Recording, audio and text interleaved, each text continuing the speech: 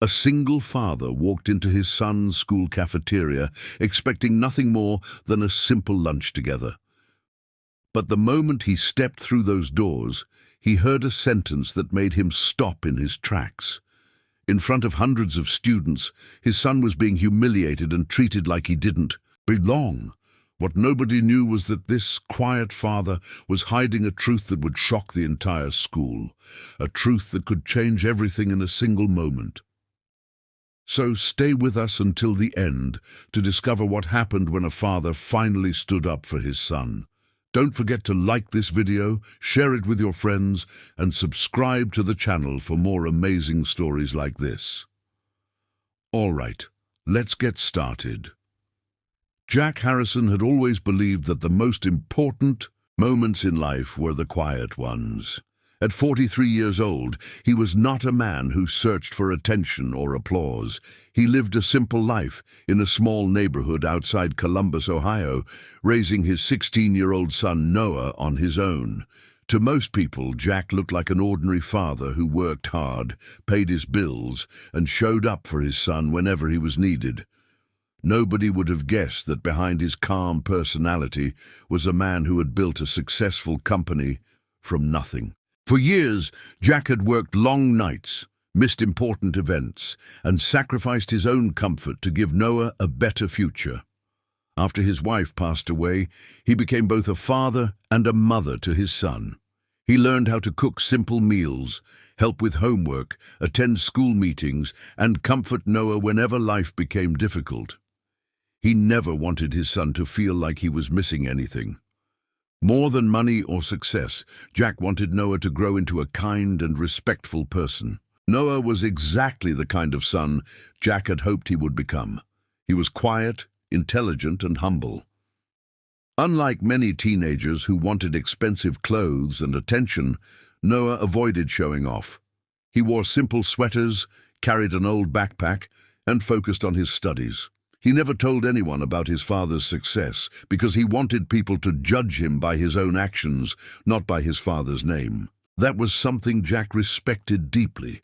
He knew what it felt like to build something from nothing, and he wanted Noah to understand the value of earning respect instead of receiving it because of a family name.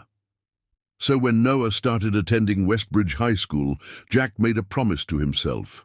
He would step back and allow his son to create his own identity. But there was one thing Jack never expected.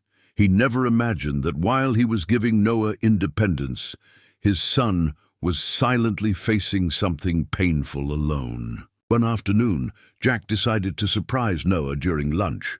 It was a small thing, but something he rarely had time to do before. His busy schedule had always kept him away from normal father-son moments. He had missed school lunches, casual conversations, and simple afternoons together. That day, however, he finished his work early and thought, why not? He parked his car away from the main entrance and walked toward the school cafeteria. He didn't call Noah because he wanted it to be a surprise. He imagined his son's smile when he saw him standing there. Maybe they would sit together, talk about classes, and share a normal lunch like other families did. As Jack approached the cafeteria doors, he heard hundreds of voices filling the room. Students laughed, trays moved across tables, and conversations mixed together. For a moment, everything felt normal. Then he heard a voice that made him stop immediately. It wasn't laughter, it wasn't a friendly conversation. It was a sharp, cold voice filled with disrespect. Students like you should know where they belong. Jack froze with his hand still on the door handle. Something about that voice made him uncomfortable. He slowly looked inside the cafeteria and saw a crowd of students gathered near the lunch counter. Then he saw Noah. His son was standing there quietly, holding his hands at his sides. His face was lowered, and his shoulders looked heavier than usual. Standing in front of him was Linda Brooks, the cafeteria manager, holding Noah's lunch tray. Jack watched as Linda looked around the room, making sure everyone could hear what she was about to say. "This section isn't for students like you," she said. "If you need assistance, you know where that line is." The cafeteria became strangely quiet. Jack felt something change inside him. He looked at Noah's face and noticed something that hurt more than the words themselves. Noah wasn't surprised. He wasn't confused. He looked like someone who had heard this before. Jack slowly walked through the cafeteria, his eyes fixed on his son. Every step reminded him of one painful thought. How long had Noah been dealing with this alone? When Jack reached them, Linda finally noticed him. She looked at his simple clothes and immediately made the same mistake she had made with Noah. She judged him without knowing anything about him. "I suggest you stay out of this," Linda said coldly. Jack stood beside his son and looked at her calmly. "No," he replied. "I think I'm exactly where I need to be." The entire cafeteria watched as the quiet father stood between his son and the person who had humiliated him. Nobody knew who Jack Harrison really was. Nobody knew what he had achieved or what influence he carried. But Jack wasn't thinking about money, reputation, or power. At that moment, he was only thinking about one thing. His son had been standing alone for too long. Linda Brooks stared at Jack Harrison as if she couldn't believe he had challenged her in front of the entire cafeteria. She was used to students lowering their heads, parents avoiding conflict, and everyone accepting whatever decision she made. But Jack's calm expression bothered her more than anger would. He wasn't shouting. He wasn't creating a scene. He was simply standing there, asking for something that should have been obvious. Respect. "I think you owe my son an apology," Jack said quietly. His voice was steady, but every student in the room could feel the seriousness behind his words. For a few seconds, Linda seemed unsure how to respond. Then her expression changed. The hesitation disappeared, replaced by pride and arrogance. She crossed her arms and looked around at the students watching. She realized she had an audience, and instead of admitting her mistake, she decided to prove that she was in control. "An apology," she repeated with a small laugh. "You walk in here without knowing the situation and demand an apology from me." Her voice became louder, almost like she wanted everyone to hear her side. Noah stood silently beside his father. Jack noticed his son's hands were slightly shaking. It wasn't fear of Linda, it was the fear of attention. Noah had spent months trying to blend in, trying not to become the center of anything. He had worked hard to build a life where people saw him as just Noah, not the son of someone successful. Now hundreds of students were watching him, and Jack understood why his son looked uncomfortable.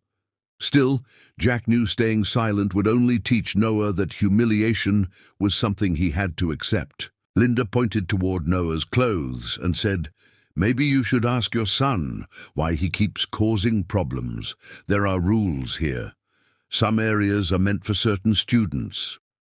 Her words were carefully chosen, but everyone understood what she meant.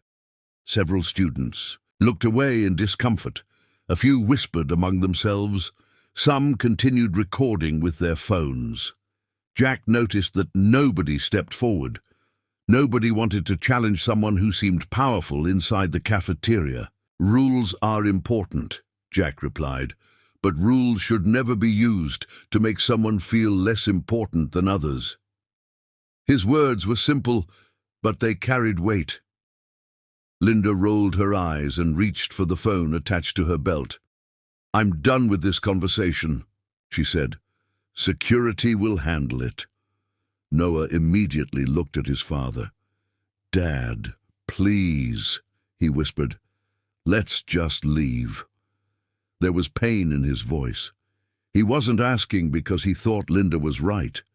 He was asking because he didn't want more people watching. Jack turned toward Noah and saw something he had missed before. His son wasn't weak. He was tired of fighting battles he never should have had to fight. Jack placed a hand on his shoulder. "You don't have to be ashamed," he said softly. "You did nothing wrong." Those words almost broke Noah. For months, he had convinced himself that ignoring the situation was easier. But hearing his father say those words made him realize how wrong the situation had been. Within minutes, 2 security officers entered the cafeteria. They walked through the crowd while students moved aside. Linda immediately pointed toward Jack. "These 2 are causing trouble," she said confidently. "They refused to leave when I asked." The officers looked at Jack and Noah, then at Linda in her official uniform. Without asking many questions, they made their decision. It was the same mistake everyone else had made that day. They judged the situation before knowing the truth. "Sir, you need to come with us," one officer said. Jack looked at him calmly. "Have you heard my side of the story?" he asked. The officer hesitated for a moment, but Linda quickly interrupted. "There's no need. I already explained what happened." Jack understood immediately. This wasn't about facts anymore. It was about who people believed when they looked at them. The officer reached toward Jack's arm, and the entire cafeteria became silent. Noah looked embarrassed and frustrated. He wanted to disappear. He wanted the moment to end. Jack could have revealed everything right there.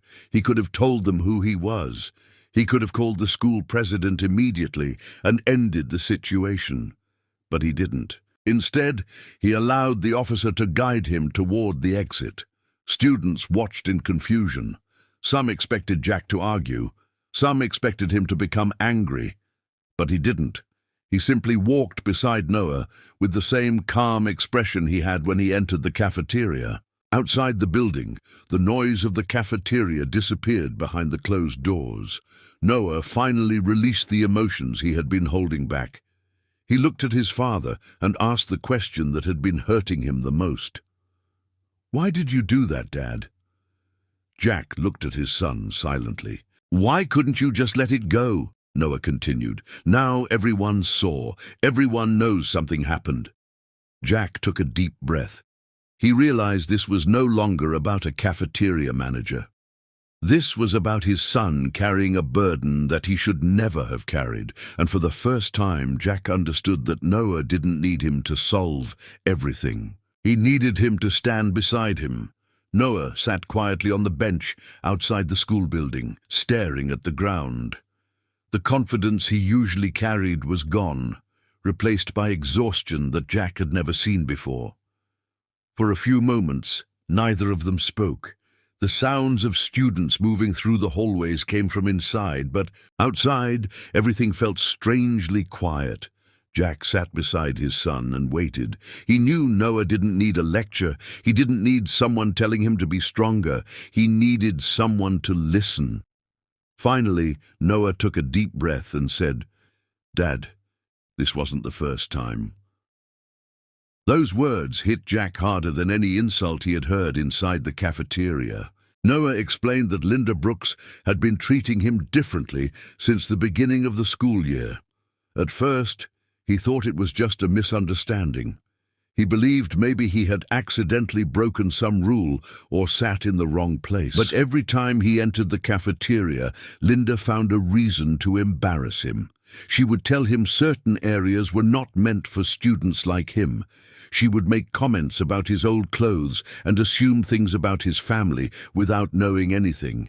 Noah never told Jack because he didn't want to be treated differently because of his father's success.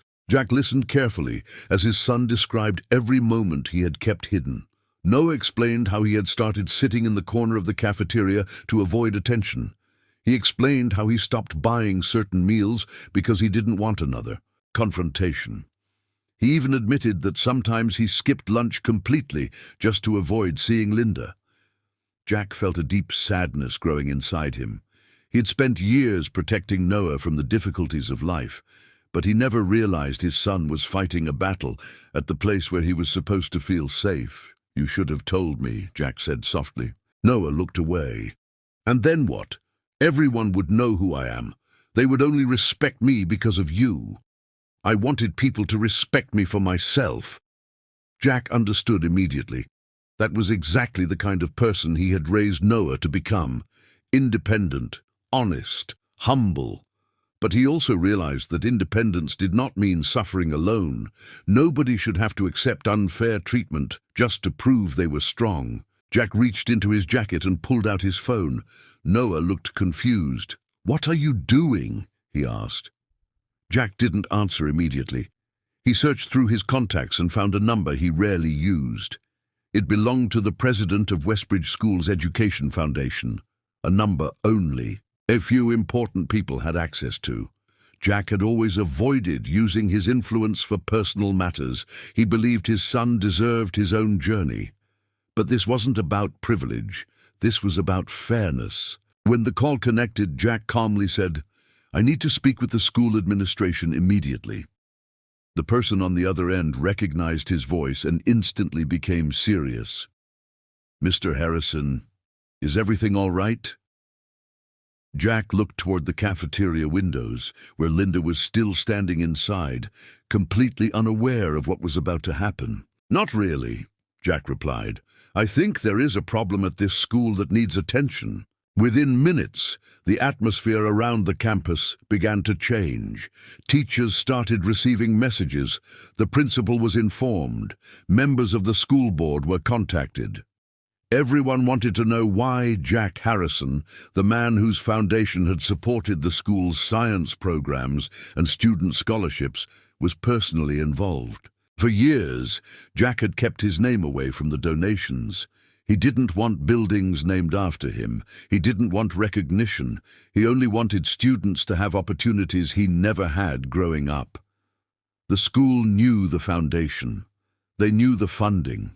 But most people had never met the man behind it. The principal rushed outside, with several administrators following behind.